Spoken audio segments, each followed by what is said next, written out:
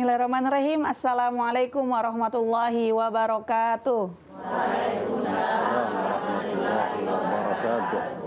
Husnul Khatimah merupakan cita-cita dan impian setiap orang beriman. Dan untuk menggapainya diperlukan kerja keras dan perjuangan yang panjang serta istiqomah. Lantas seperti apa Husnul Khatimah dalam perspektif Islam? Pemirsa, di studio telah hadir Ustadz Dul Sukmi Kasim yang akan membahas tema kita pada hari ini, yaitu Husnul Khatimah, impian seorang mukmin. Assalamualaikum Ustadz. Waalaikumsalam warahmatullahi wabarakatuh. Sehat Ustadz? Baik, alhamdulillah sehat. Dan di program Lentera Hati kali ini kita sudah bersama dengan ibu-ibu dari Majelis Ta'lim Nurul Hasanah, Desa Pontolo, Kecamatan Mananggu, Kabupaten Bualemo, dan ibu-ibu dari Majelis Ta'lim Jabal Rohmah, Kelurahan Hutuo, Kecamatan Limboto, Kabupaten Gorontalo. Assalamualaikum ibu-ibu. Waalaikumsalam warahmatullahi wabarakatuh. Sehat semuanya? Alhamdulillah. Bagi pemirsa di rumah yang ingin bergabung atau berpartisipasi di program Lentera Hati bisa meninggalkan komentar di live streaming YouTube TVRI Gorontalo. Ustadz, tema kita hari ini menarik Ustadz, terkait Husnul Khotimah, impian seorang mukmin.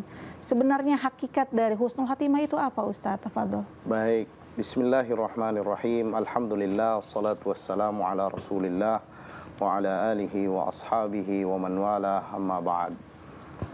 Pemirsa TVRI di mana saja Anda berada, ibu-ibu majelis taklim yang ada di studio, pembicaraan kita pada hari ini tentang Husnul Khatimah. Lalu pertanyaannya adalah, apa yang dimaksud dengan Husnul Khatimah? Husnu itu artinya baik, Khatimah itu artinya akhir. Jadi Husnul Khatimah itu maknanya adalah akhir yang baik. Yang dimaksud akhir yang baik di sini segala hal, khususnya tentang kehidupan kita di muka bumi ini. Berarti Husnul Khatimah adalah mengakhiri perjalanan hidup kita di dunia ini dengan akhir yang baik, dengan cara mengakhiri yang baik. Nah, lalu kemudian kadang-kadang Husnul Khatimah ini di dalam pengucapannya ya itu ada juga yang terpeleset biasanya. Ya, terpeleset menggunakan kata Husnul Khatimah, tetapi haknya dia menggunakan kata Husnul Khatimah, dua kali kha. Kahal gitu ya. Huruf K dengan Ini H. juga tidak bisa dilepaskan dari biasanya orang nulis gitu dalam penulisan. Jadi sehingga terbawalah ke dalam pelafalannya. Padahal kata husnu itu maknanya jauh sekali dibandingkan kata husnu.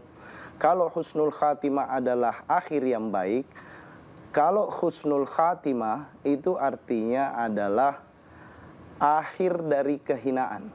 Nah, itu kan jauh sekali kan. Nah, sehingga itu maka berhati-hati untuk mengucapkannya, jangan sampai dua kali kha. Ya, yang pertama itu husnu dan yang kedua itu khatimah.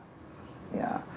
Lalu kemudian Husnul Khatimah ini ada kebalikannya atau ada lawan katanya yang juga biasa didengar, dipakai dan digunakan orang, yaitu Su'ul Khatimah. Nah, Su'ul Khatimah itu maknanya adalah akhir yang buruk. Jadi kalau tadi Husnul Khatimah akhir yang baik, maka Su'ul Khatimah adalah akhir yang buruk. Artinya mengakhiri perjalanan hidupnya di muka bumi ini dengan cara yang baik, cara yang buruk, cara yang tidak baik, yang tidak diridhai oleh Allah. Nah, lalu Husnul Khatimah ini tentunya identik dengan apa yang kita biasa dengarkan pada saat ada orang yang meninggal dunia. Ada ayat yang sering dibaca itu, yaitu ya ayyatuhan nafsul mutmainnah irji'i ila rabbiki radiyatan mardiyah fadkhuli fi ibadi wadkhuli jannati. ini adalah merupakan sebuah pengharapan dan impian dari setiap muslim, bahwasanya dia mengharapkan seperti apa yang diceritakan di dalam ayat itu di akhir surah Al-Fajr, bahwa dia berharap ketika ruhnya keluar dari tubuhnya, ketika kehidupannya mau berakhir di muka bumi ini dan dia akan berpindah ke alam barzakh, dia mengharapkan seperti orang yang diseru di dalam ayat itu, wahai jiwa yang tenang, irji'i ila rabbi, kembalilah ke sisi Tuhanmu, radiyatan mardiyah, Anda diridai dan juga mardiyah. Allah Subhanahu wa taala meridai kalian dan orang-orang di sekitar kalian itu meridai kalian pergi. Nah, itulah apa yang tersirat sebenarnya di balik impian dari seorang muslim yang menginginkan hidupnya husnul khatimah. Ya, saya kira itu makna dari husnul khatimah. Ya. Adakah tanda-tandanya Ustadz seseorang yang meninggal dalam keadaan husnul khatimah? Baik, kalau kita bicara tentang apakah ada tanda-tanda spesifik orang-orang yang mengalami husnul khatimah di dalam kehidupannya, ada dua pembagian tanda. Ada tanda yang dialami oleh orang yang meninggal dunia dan ada tanda yang dinampakkan oleh orang yang sakarat itu dan terbaca atau terlihat oleh orang-orang yang ada di samping atau di sekitar orang yang sedang sakarat itu.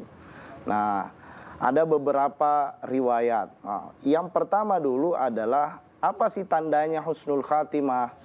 Tanda husnul khatimah bagi orang yang mengalami sakaratul maut, maka dia akan melihat kedatangan malaikat kepada dirinya ketika mau mencabut nyawanya, mau mencabut ruhnya, maka dia diperlihatkan oleh Allah Subhanahu wa taala, sudah diperlihatkan tempatnya yang akan dia tuju, yaitu surganya Allah ataukah nerakanya Allah Subhanahu wa taala. Maka biasa kita lihat ada orang yang ketika mau mengakhiri hidupnya atau mau berpisah ruh dengan jasadnya, maka dia mengekspresikan sesuatu yang identik dengan ekspresi orang yang kalau surga berarti bahagia, kalau neraka berarti kecewa atau sesuatu yang menakutkan dan lain-lain sebagainya. Nah, ini tanda yang pertama, tetapi tanda ini sekali lagi hanya bisa diidentifikasi, hanya bisa dilihat, dirasakan oleh orang yang sedang mengalami proses pencabutan nyawa atau sakaratul maut. Nah, yang kedua adalah ada tanda orang yang husnul khatimah ini yang bisa diidentifikasi oleh kita ini yang masih hidup, yang ada di sisi orang yang sedang mengalami proses sakaratul maut. Di dalam hadis Nabi ditemukan banyak petunjuk tentang itu. Antara lain bahwa tanda husnul khatimah itu adalah ketika ada keringat yang keluar dari sela-sela dahi. Keringat kecil yang muncul tiba-tiba, yang sebelumnya tidak ada. Nah, itu sesuai dengan hadis Nabi, al-mu'minu yamutu bi'araqil jabin. Seorang mukmin. Jadi kalau sudah disebut mukmin berarti dia adalah orang yang meninggal dalam keadaan beriman kepada Allah. Dan kalau orang beriman meninggal dalam keadaan beriman kepada Allah berarti dia husnul khatimah. Nah, yang kedua adalah petunjuk hadis lain dari Nabi SAW yang menyatakan man kana akhiru kalamihi la ilaha illallah dakhalal jannah.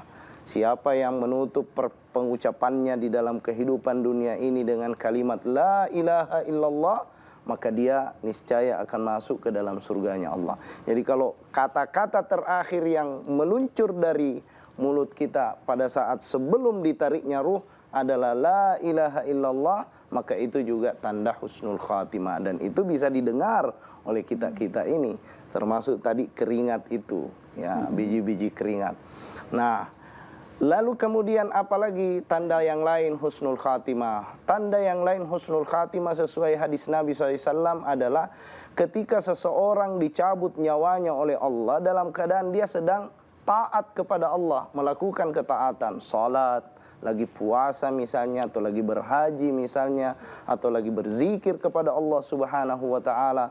Sementara asik berzikir, dia dicabut nyawanya. Sementara khutbah, dia dicabut nyawanya. Sementara ceramah, dia dicabut nyawa.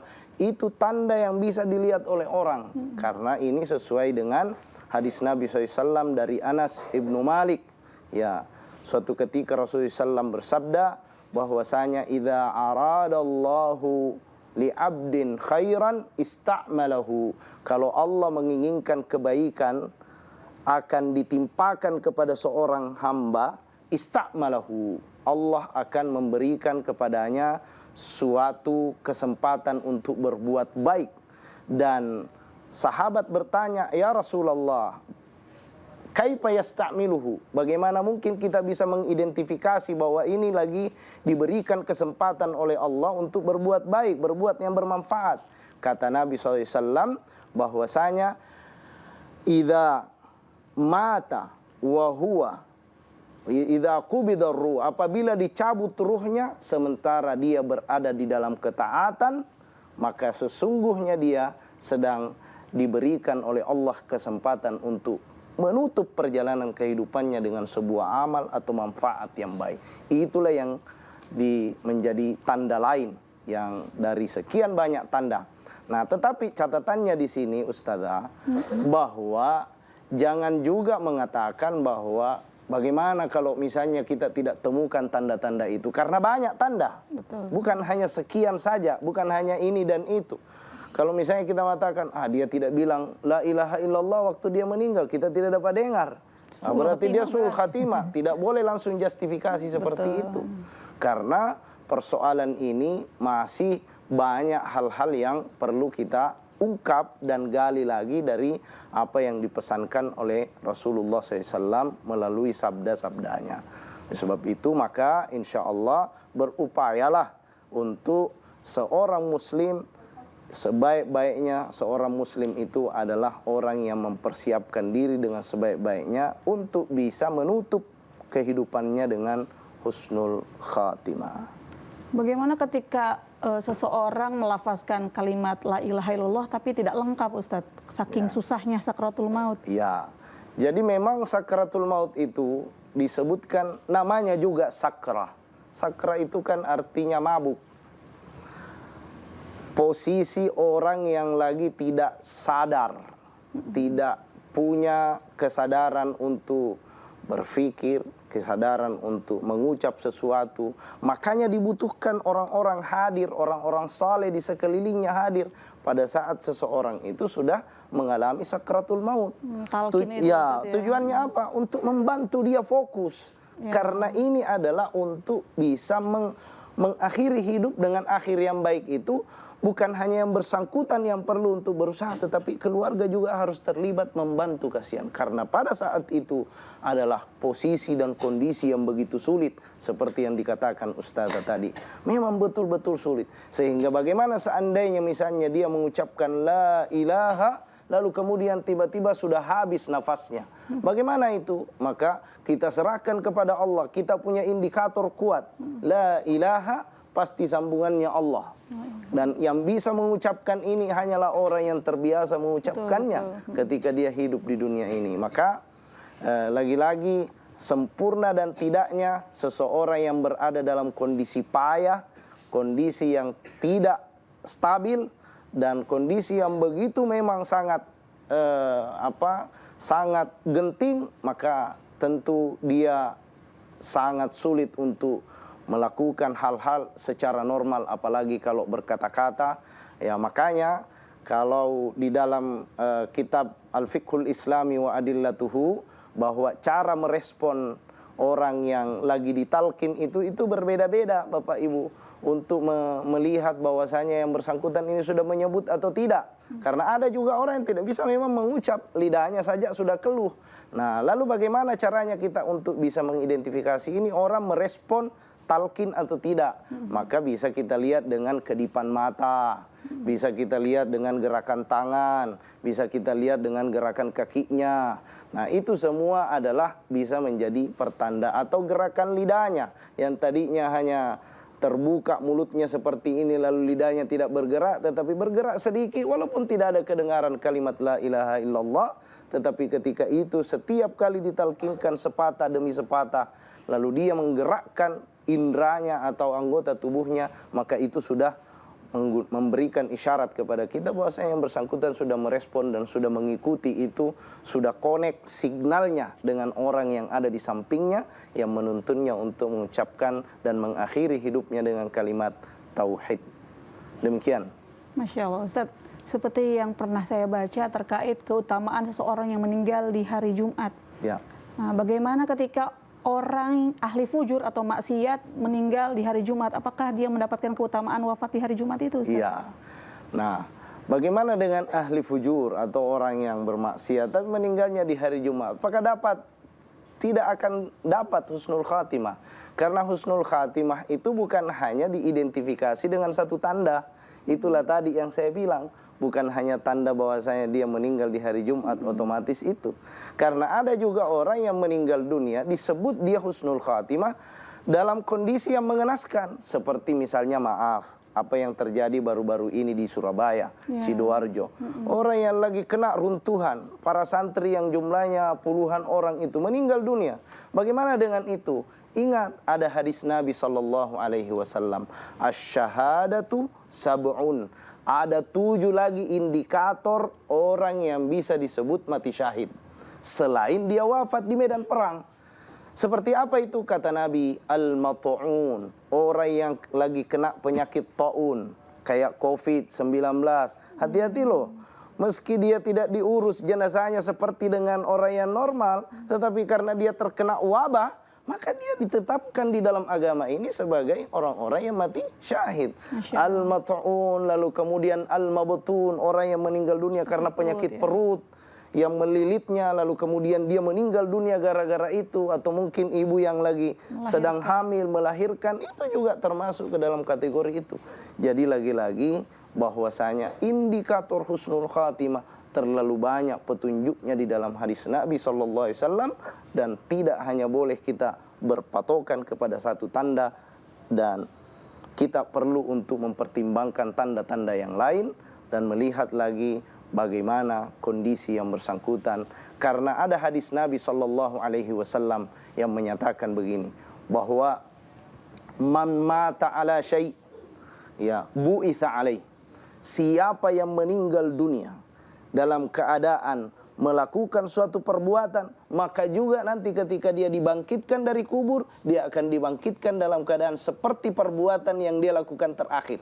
Masya Allah. Dan itu sesuai kebiasaan. Dan itu sesuai kebiasaan. Kalau akhir kebiasaannya adalah dia sujud kepada Allah, salat, maka lalu kemudian itu menjadi akhirnya, maka juga dibangkitkan oleh Allah nanti di yaumil qiyamah dalam keadaan dia sedang bersujud kepada Allah. Nah, seperti itulah. Dengan demikian kita tidak boleh berpatokan kepada satu tanda saja, karena begitu banyak tanda-tanda husnul khatimah. Masya Allah. Ustaz, kita harus jeda sejenak. Ya. Pemirsa, saat lagi kita akan kembali. Jangan kemana-mana, tetap di program Lentera Hati. Alhamdulillah, damai di hati.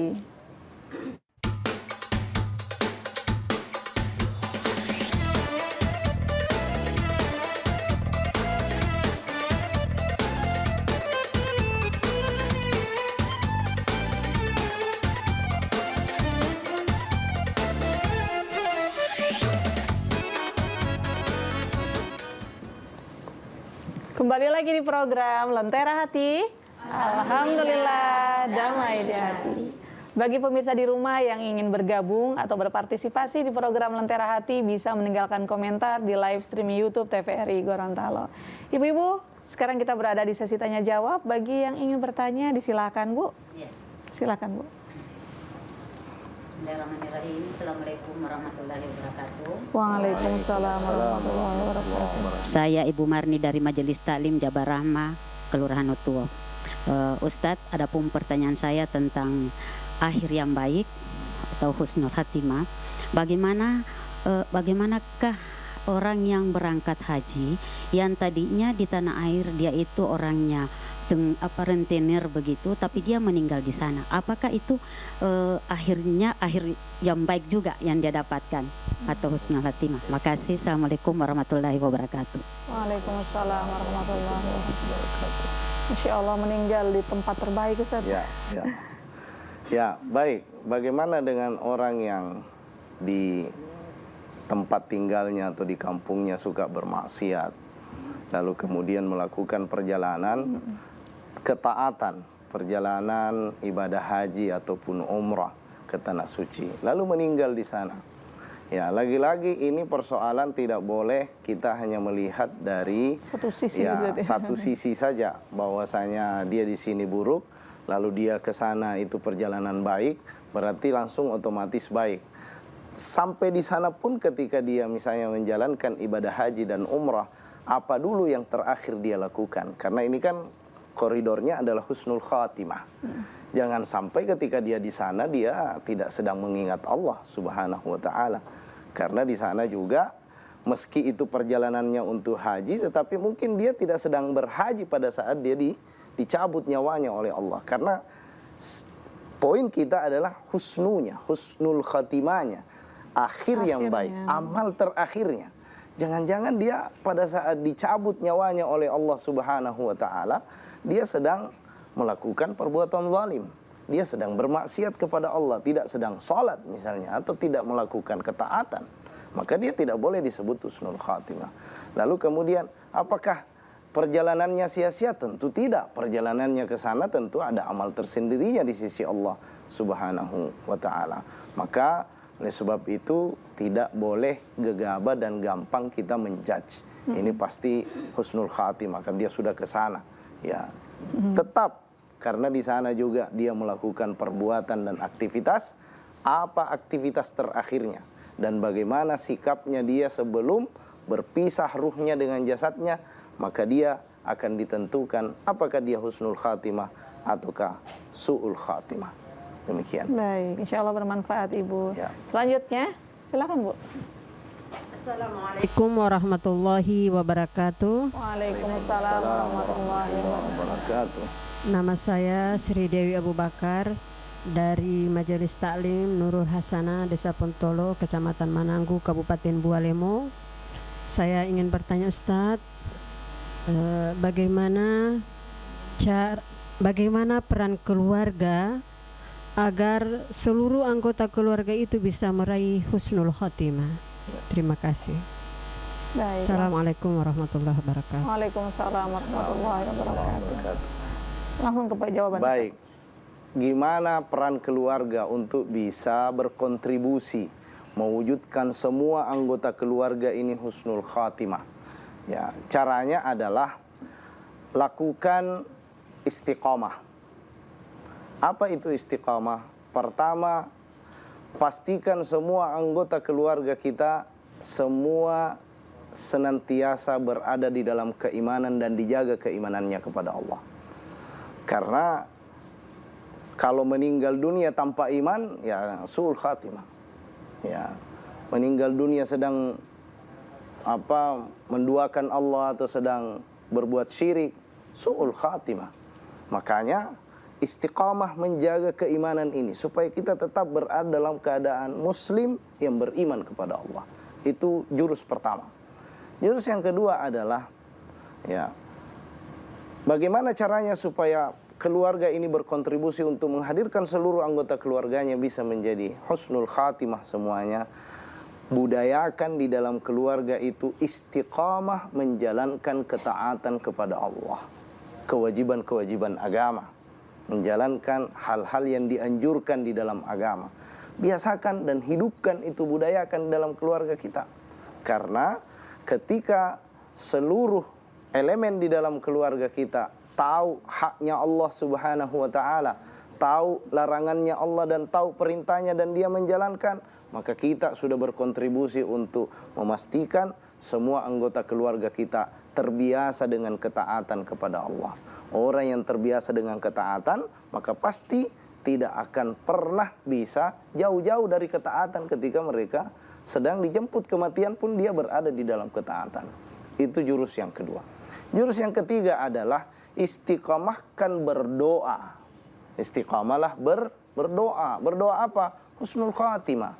Minta kepada Allah supaya kita ini diwafatkan dalam keadaan husnul khatimah. Nah, ada doa untuk minta husnul khatimah itu, ya, yang pertama adalah Allahumma inna nas'aluka husnul khatimah. Ya Allah, kami memohon kepadamu husnul khatimah di dalam kehidupan. Andai kata misalnya, saya tidak hafal itu. Kalau begitu yang satu lagi, yang diajarkan oleh Nabi SAW yang ketika Ummu Salamah bertanya, ya Rasul, kenapa doa itu selalu kau baca? Ya, setiap kamu datang ke rumah ini bermalam, selalu doa itu yang selalu Anda ulang-ulang. Lalu apa kata Nabi SAW? Kata Nabi SAW, saya mengulang-ulang doa itu karena sesungguhnya saya tidak bisa menjamin apakah hati saya tetap di dalam keimanan kepada Allah sebelum kematian datang menjemput. Masya Allah, Nabi pun tidak, Nabi tingkat Nabi pun tidak bisa menggaransi dirinya. Betul. Apalagi itu orang. Ya. Apalagi kita ini. Maka doanya itu, Allahumma ya muqallibal qulub, tsabbit qalbi ala dinika wa ala ta'atik. Ya Allah, yang membolak-balikkan hati. Karena hati kita ini bolak-balik. Kadang-kadang kita imannya kuat, kadang-kadang lemah sekali.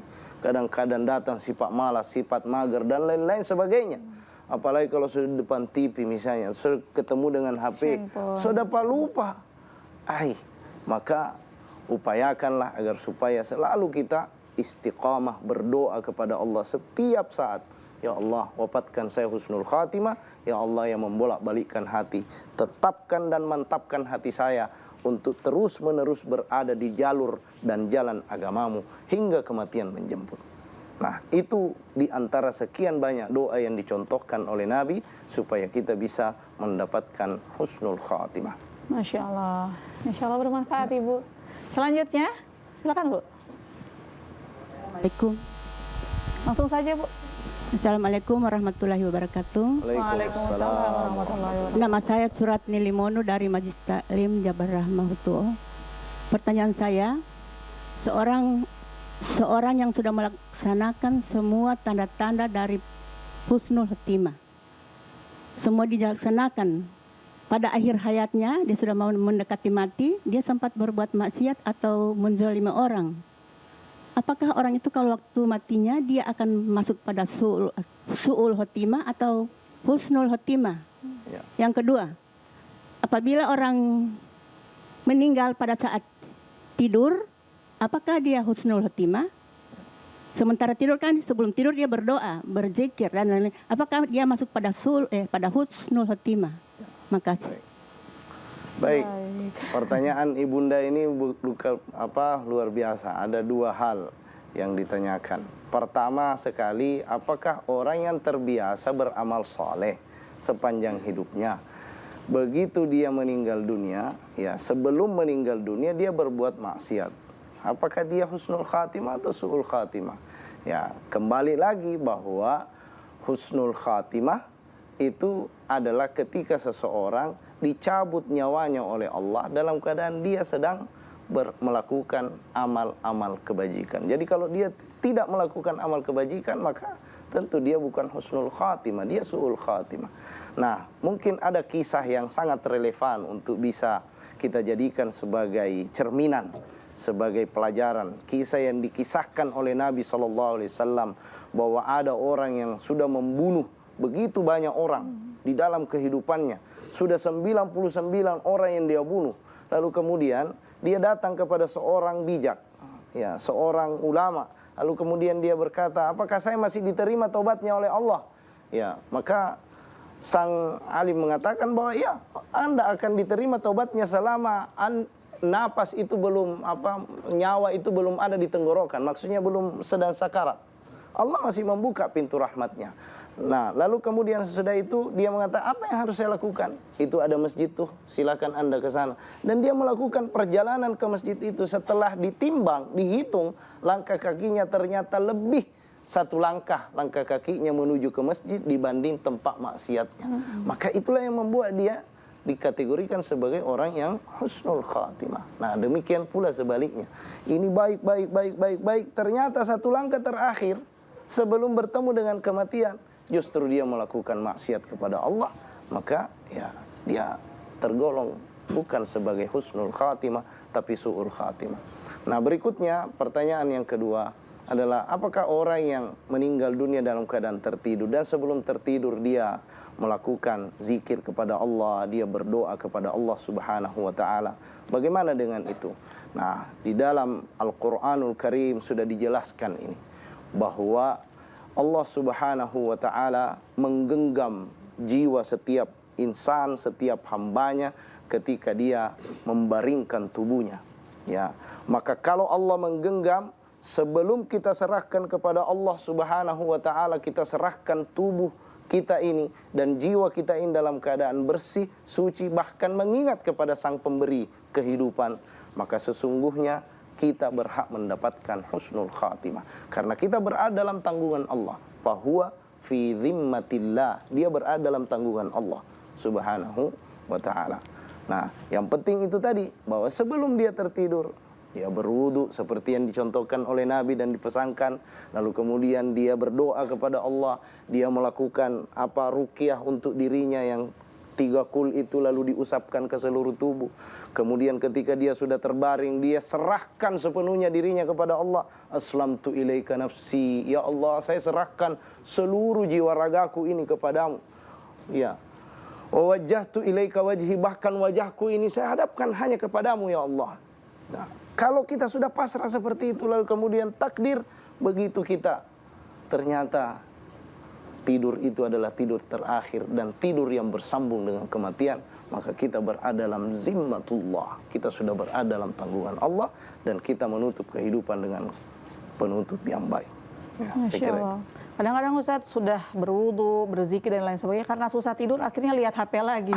Tertidur sambil pegang HP. Nah, kira-kira bagaimana itu Ustadz? Nah, tipsnya adalah karena kita sudah berada di dunia digital sekarang ini, ya sebaiknya sebelum kita tertidur itu, ya sebelum kita ke tempat tidur tidak boleh ada HP di situ.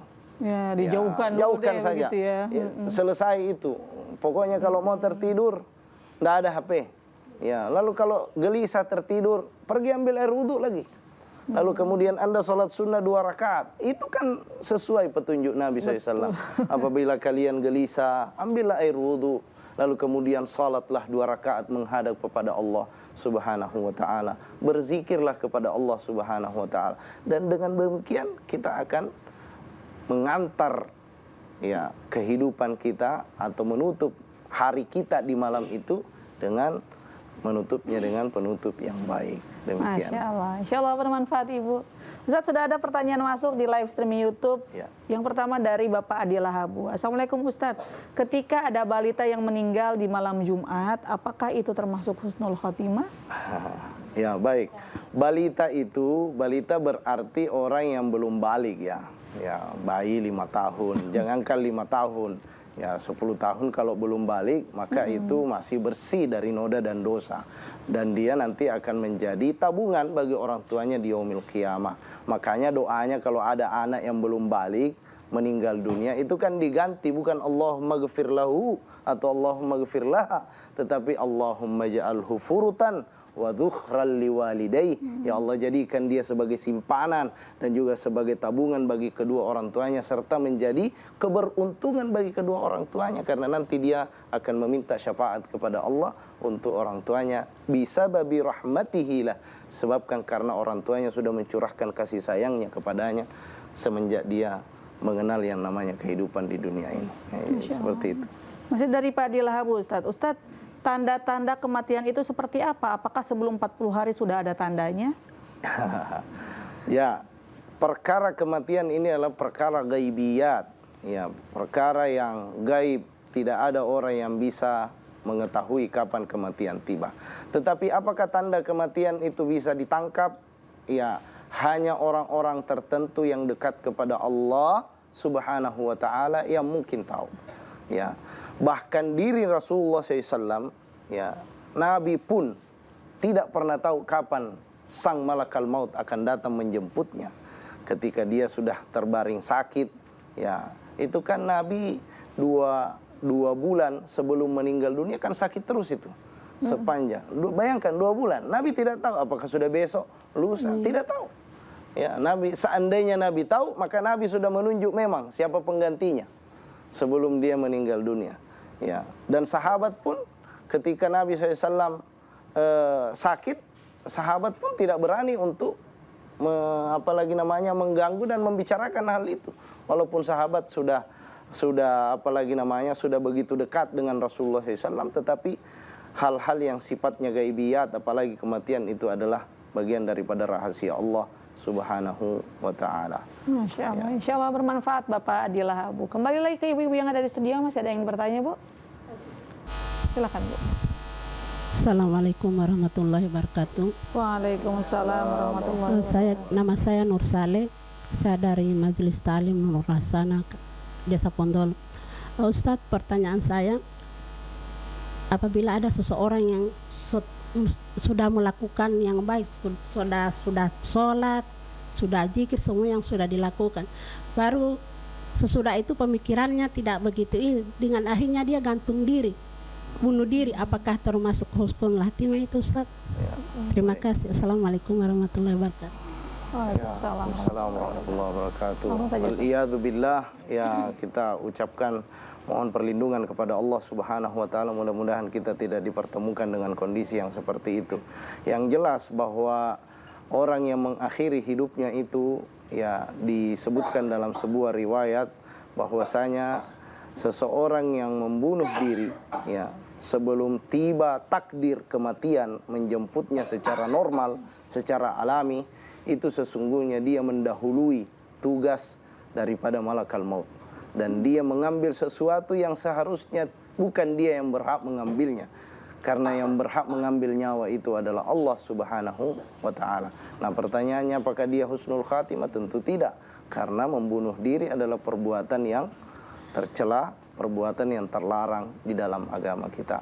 Oleh sebab itu, kalau ada keluarga kita yang seperti itu, mohonkan ampunan kepada Allah. Semoga dia diterima dengan baik di sisi Allah. Kalaupun ada kesalahannya, mohonkan ampun kepada Allah supaya dia diampuni kesalahannya dan kesilapannya, kelalaiannya selama dia hidup di dunia. Itulah gunanya ketika ada orang yang meninggal dunia, sebaiknya semakin banyak orang yang hadir untuk mensalatinya, semakin baik.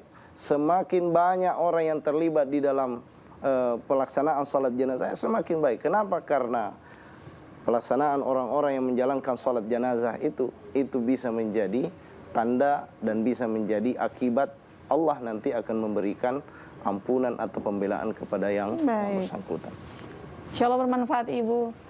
Ustaz, kita harus jeda sejenak. Ya, Pemirsa, saat lagi kita akan kembali. Jangan kemana-mana, tetap di program Lentera Hati. Alhamdulillah, damai di hati.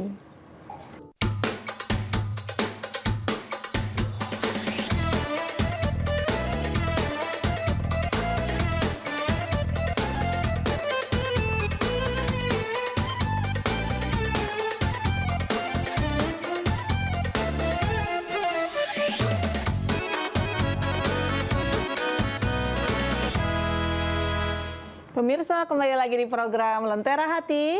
Alhamdulillah, damai di hati. Ibu-ibu, kita masih berada di sesi tanya jawab. Jika ada pertanyaan, silakan Bu. Silakan. Assalamualaikum warahmatullahi wabarakatuh. Waalaikumsalam. Nama saya Hadijah Kau dari Majelis Ta'lim Jabar Rahmah, Kelurahan Utuau. Pertanyaan saya, tadi dijelaskan oleh Ustadz, yang husnul khatimah itu ada tanda-tanda. Nah, pertanyaan yang saya ingin tahu dari Pak Ustadz, bagaimana dengan seorang ahli maksiat ketika dia di saat dia sakarat, begitu bagusnya lantunan kalimat Allah itu keluar dari mulutnya. Kemudian juga ada tanda-tanda sedikit seperti keluarnya keringat, ada tanda-tanda. Sedangkan orang ini ahli maksiat. Ya, jadi mohon penjelasannya Ustadz. Karena misalnya di masyarakat nanti ditemukan yang begitu, apakah dia masuk dalam kategori husnul khatimah atau bagaimana? Terima kasih banyak. Assalamualaikum warahmatullahi wabarakatuh. Waalaikumsalam warahmatullahi wabarakatuh. Semua tanda-tanda husnul khotimah itu ada sama dia. Padahal kesehariannya ahli maksiat, Ustaz. Ya, ya, jadi kembali lagi saya ingin sampaikan bahwa tanda husnul khatimah yang kita tahu itu baru sedikit. Banyak sekali tanda-tanda husnul khatimah. Bukan hanya la ilaha illallah ditutup dengan la ilaha illallah kata-katanya, bukan hanya ada keringatnya, tetapi masih banyak yang lain. Ya, termasuk tadi orang tanda husnul khatimah itu kalau dia sedang beramal saleh, lalu kemudian dicabut ruhnya, dia sedang berjuang di jalan Allah, dia sedang kena penyakit, dia sedang hamil lalu melahirkan dan dia meninggal. Banyak sekali. Ya, sehingga tidak boleh kita kemudian hanya terpaku kepada satu kriteria saja. Intinya bahwa ketika ada orang yang suka bermaksiat kepada Allah, saya mungkin agak tidak serak dengan istilah ahli maksiat ya. Maksudnya ya orang yang senang bermaksiat lah. Ya, bukan ahli maksiat karena tentu ada juga kebaikannya di dalam kehidupannya. Orang yang senang atau orang yang doyan untuk bermaksiat kepada Allah Subhanahu wa taala, maka taubat Allah Subhanahu wa taala itu masih terbuka sampai sebelum datangnya yang namanya pencabutan ruh. Sampai nyawa itu kita belum ada di tenggorokan. Kalau sudah di tenggorokan maka tertutup pintu untuk bertobat. Makanya Profesor Dr. Ahmad Tibraya mengatakan salah satu langkah untuk bisa mendapatkan husnul khatimah, doyanlah untuk beristighfar setiap saat. Karena selama kita masih minta ampunan kepada Allah Subhanahu wa taala yang menyebut dirinya dengan sifat Anal Ghaffar atau Anal Ghafur, saya ini adalah Maha Pengampun. Jadi kalau Allah Maha Pengampun, ya berarti kita sebagai hamba punya kewajiban dan punya tuntutan untuk selalu meminta ampunannya Allah. Karena kita tempatnya orang yang begitu banyak kealpaan, kesilapan, kesalahan, sering terjatuh, sering lemah iman, sering digoda oleh syaitan dan lain-lain sebagainya. Maka tugas kita lah untuk selalu bisa bertaubat kepada Allah. Dan taubat itu boleh terjadi pada saat sebelum kematian, sebelum berpisahnya ruh dengan jasad kita. Demikian saya kira apa yang saya bisa jawabkan. Allahu a'lam. Bolehkah kita sebagai orang yang hidup berhusnuzon, Ustadz, meskipun dia sering bermaksiat di masa hidupnya, mungkin dia ini punya amal yang orang tidak tahu begitu, Ustadz? Iya, baik. Boleh. Orang yang apalagi namanya orang yang hidup itu untuk berhusnuzon atau berbaik sangka karena kita hanya melihat kan zahirnya, ya, kita kan hanya melihat yang zahir saja. Allah yang tahu itu yang rahasia yang tidak terlihat. Ya, nahnu nahkumu bidzawahir wallahu yatawalla as-sarair. Kita ini hanya menghukumi apa yang kita lihat. Tetapi Allah lah yang paling tahu di balik apa yang terlihat itu. Karena segala sesuatu yang tersembunyi pun Allah tahu. Nah, sebab itu maka berusahalah untuk selalu ketika ada orang yang meninggal dunia, ya kita awali dulu dengan semoga dia husnul khatimah. Karena sebenarnya begini, Bapak Ibu, bahwasanya ketika kita mengucapkan husnul khatimah, semoga dia husnul khatimah, itu ada 3 hal yang kita lakukan di situ dan semuanya ini adalah kebaikan. Pertama adalah kita berdoa kepada Allah Subhanahu wa taala, semoga betul-betul yang bersangkutan ini diwafatkan dalam keadaan husnul khatimah. Dia akhiri hidupnya dengan air yang baik. Yang kedua, ketika kita mengucapkan husnul khatimah, semoga yang bersangkutan husnul khatimah, sebenarnya kita sedang berempati, sedang peduli secara sosial. Walaupun kita tahu rekam jejaknya ini orang. Iya. Bahwasanya jangan salah, kita ini adalah satu tubuh, satu dengan yang lainnya. Meskipun kita berbeda fisiknya, tetapi saya dan ibu-ibu serta bapak-bapak sekalian, kita ini adalah satu tubuh sebagai seorang muslim. Kan bahwasanya Nabi SAW bersabda, al-mu'min akhul mu'min. Iya. Mukmin yang satu dengan mukmin yang lainnya itu bersaudara, tidak ada perbedaannya. Maka oleh sebab itu maka langkah yang kedua tadi itu adalah bahwasanya kita melakukan kepedulian sosial. Dan yang terakhir, kalau kita mengucapkan semoga Anda husnul khatimah atau semoga almarhum husnul khatimah, sesungguhnya kita sedang menyadarkan diri kita betapa pentingnya untuk mempersiapkan diri menghadapi kematian yang pasti, dan semoga kita tidak seperti apa yang kita lihat di hadapan kita. Kita bisa lebih baik dari itu. Nah, itulah makna dibalik mengapa setiap ada orang meninggal dunia semoga husnul khatimah. 3 sebenarnya yang kita lakukan itu secara tidak langsung. Masya Allah. Selanjutnya, silakan Ibu. Mohon maaf suara. Assalamualaikum warahmatullahi wabarakatuh. Waalaikumsalam warahmatullahi wabarakatuh. Nama saya Jurlin Abunga dari Majelis Taklim Jabar Rahmah, Kelurahan Hutuo, Kecamatan Nimboto, Kabupaten Gorontalo. Di sini saya datang dengan pertanyaan istilah husnul khatimah, di mana setiap penceramah menanyakan apa husnul khatimah ini kita berikan kepada orang yang sudah meninggal atau pada orang yang masih hidup. Itu pertanyaan saya yang pertama. Yang kedua, apa tanda-tanda daripada orang yang meninggal itu termasuk husnul khatimah? Karena orang menanyakan, sudah meninggal dia, sudah Pak, bagaimana meninggalnya? Husnul khatimah atau bagaimana? Ya. Ini pertanyaan saya, jadi bagaimana atau apakah tanda-tanda daripada orang yang husnul khatimah? Terima kasih. Assalamualaikum warahmatullahi wabarakatuh. Waalaikumsalam warahmatullahi wabarakatuh. Baik, Ya. istilah husnul khatimah itu bagi yang sudah meninggal atau masih hidup, Ustaz? Ya, jadi apakah istilah husnul khatimah itu diucapkan bagi orang yang sudah meninggal dunia? Maksudnya sudah dikubur atau sudah meninggal, ataukah orang yang masih hidup seperti kita ini?